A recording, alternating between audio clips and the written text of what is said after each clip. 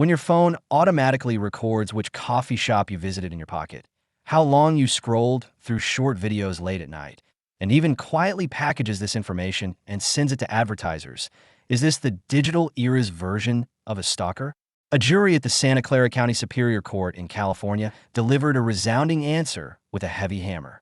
On July 1st, 2025, a jury in the San Jose State Court in California, USA, issued a ruling that sent shockwaves through the tech industry. Google must pay $314 million in damages to class action plaintiffs for illegally collecting cellular data from Android users. This verdict marked the culmination of a lawsuit that began in 2019, finally exposing the gray area operations within the Android system regarding user privacy protection. It also brought the controversy over tech giants' control of data back to the forefront, completely tearing off the mask of these data predators. The spark for the incident originated from an accidental discovery by several Android users in 2019. They noticed that even when Wi-Fi was turned off and only the cellular data network was used, phone traffic was still being consumed by unidentified background processes. Their bills frequently showed small deductions for data usage. Further investigation revealed that this traffic was directed to Google servers.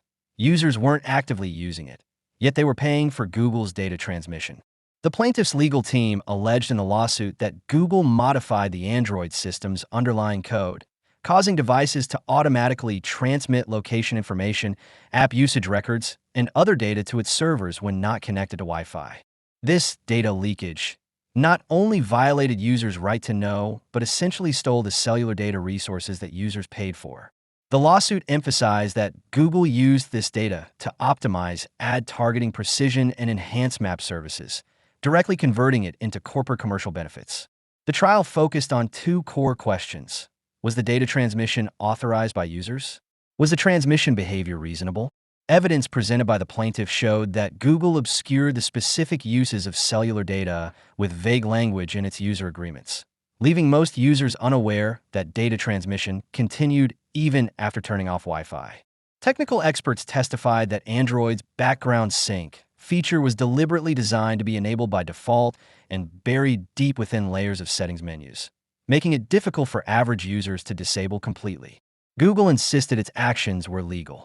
Spokesperson Jose Castañeda stressed that the data transmission was to ensure device security, performance, and reliability, such as pushing real-time system updates or syncing account information.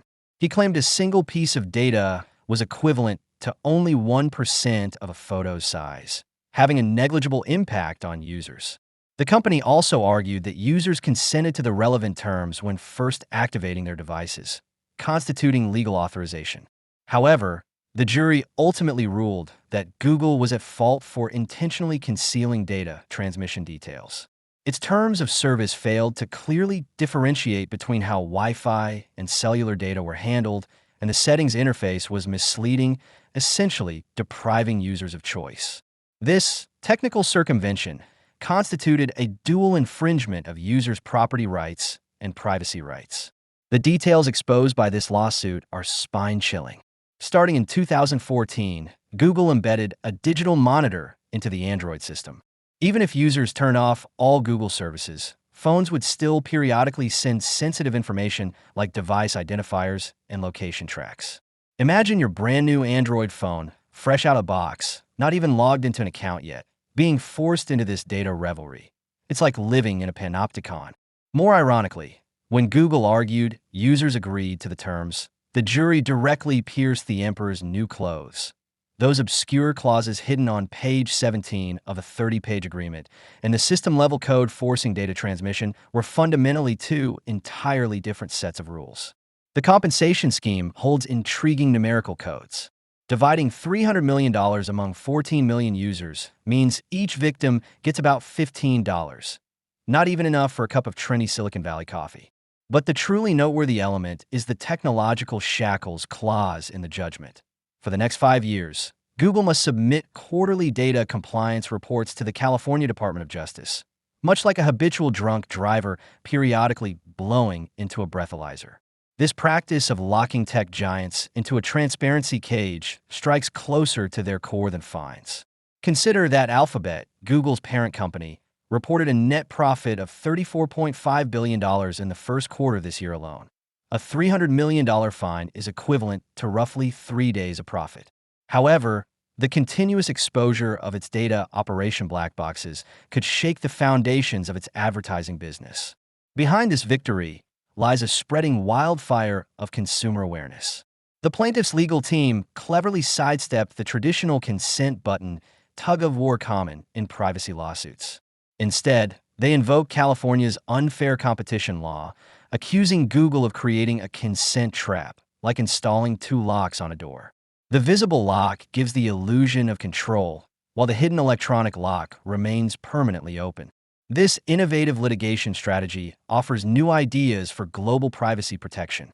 As the San Jose federal court prepares to hear a joint lawsuit from 49 states, European regulators are already re-examining the enforcement details of the Digital Markets Act. Simultaneously, the Seoul District Court issued a similar fine against a South Korean app. The tech industry's data hegemony is facing unprecedented backlash. Google's statement that data transmission is essential for device security increasingly sounds like wolf-in grandma's clothing rhetoric to users. After all, as TikTok and Meta also frequently face fines over data issues, consumers finally realize we aren't users of tech products. We are the data dairy cows being used by tech products. Tellingly, Google's stock price rose the day after the verdict. The capital market seems confident its ad business remains invincible. This absurd spectacle precisely reveals the brutal truth of the digital economy. Privacy protection cannot rely on corporate self-discipline. The law must grow teeth. The battle is far from over. Google has announced an appeal. An actual payout of damages could take years. But every Californian receiving that $15 check will remember they were once a decimal point in the data deluge. When the judgment compels Google to disclose data flows, those once encrypted server logs may unveil more black comedies of legal surveillance. Perhaps one day, looking back at the summer of 2025, people will see it resembled 1964, the year tobacco companies lost their first major lawsuit. It wasn't the staggering amount of compensation. It was the moment arrogant giants were first forced to admit user data was never theirs to harvest as a free lunch. Have you ever heard this saying? Huawei phones are more secure and private than other phones, including iPhones? Some even say that Huawei was sanctioned by the US government precisely because it protected user data too securely, making it impossible for the US to steal related data. First, starting with Huawei's latest EMUI 10.1 operating system. According to information reviewed, the Huawei EMUI 10.1 system passed the industry's highest level of security certification. Furthermore, Huawei's TOS microkernel received the CCEL 5+ certification, the highest security level for commercial OS kernels. Huawei is currently the only phone manufacturer to achieve this CCEL 5+ level security certification. Such general statements might be hard to grasp. A more specific explanation is that Huawei's phones, tablets, and other terminal devices provide chip-based and end-to-end all-around security protection. What does Huawei mean by providing chip-level, top security protection? It means Huawei embedded the security engine directly into its self-developed SoC chip. Simultaneously, it established the aforementioned hardware-isolated security system, the TOS microkernel, within the chip. The benefit of this is that sensitive user information stored on the device, like passwords, fingerprint data, and facial recognition data, is not uploaded. It remains encrypted and verified locally within the phone's chip storage. This completely ensures users' sensitive data cannot be leaked. Under these security conditions, even Huawei itself cannot access users' sensitive private information, let alone any third party. Moreover, if chip-level security protection suffers malicious brute force attacks, the data is destroyed along with it, completely blocking the danger and protecting user privacy and security. Reportedly, Huawei phones could only use WeChat fingerprint payments starting in September 2018. The reason was that WeChat wanted to call the user's fingerprint to the cloud for verification, which violated Huawei's security philosophy. Huawei has always insisted that sensitive user data should not go to the cloud, but should be verified locally with encryption. This led to the long-term inability to use WeChat fingerprint functions. Tencent eventually compromised, allowing Huawei users to use WeChat fingerprint payments. From this perspective, it seems entirely valid to say that Huawei phones are indeed more secure than any other brand of phone. So, is the reason the US banned Huawei devices within its borders and imposed global sanctions and suppression because it couldn't access data from users of Huawei devices? Through research, the US New York Times reported back in 2014 that the NSA had long conducted cyber intrusions to monitor Huawei headquarters servers and executive communications. Of course, there's another main reason. Huawei seized market share from some US tech leaders, causing significant damage to US interests. To protect its own interests and gain more leverage in the US-China trade war, the US continuously intensified sanctions and suppression against Huawei, actions that are truly shocking. Therefore, based on the above investigation and verification, it can be confirmed that Huawei devices, including phones, are indeed more secure and reliable. We also hope Huawei will continue striving to provide users with even higher security guarantees. So, the California jury's hammer blow against Google wasn't just about reclaiming a meager $15 for those 14 million users. It tore open the true nature of tech giants' data predation. Our privacy and data sovereignty were never meant to be a free lunch for these titans to take at will. Huawei's story, on the other hand, proves from a different angle. When technology genuinely places user privacy at its core, even willing to challenge business norms for it, such a security commitment carries far greater weight. Although intertwined with complex geopolitical struggles, that steadfast commitment to user data security truly sets a benchmark worthy of deep reflection for privacy protection in the digital age.